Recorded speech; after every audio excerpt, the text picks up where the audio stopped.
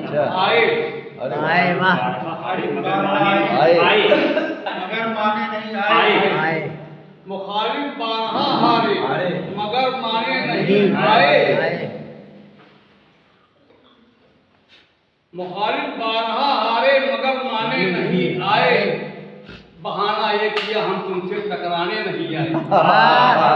क्या कहने अच्छा है किया हम तुमसे टकराने नहीं आए वाह कई आज़र के साथी आशनाए हक हुए जब से क्या कहना कुछ ऐसे हो गए कायम कि कुछ खाने नहीं आए। अरे भाई क्या कहने वाह वाह वाह वाह जिंदाबाद।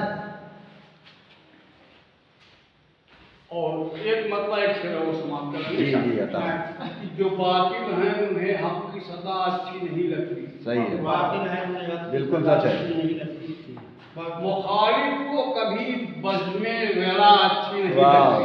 अच्छा है क्या कहना और न जाने कितने सजदागाह को मक्तल बना डाला। न जाने कितने सजदागाह को मक्तल बना डाला।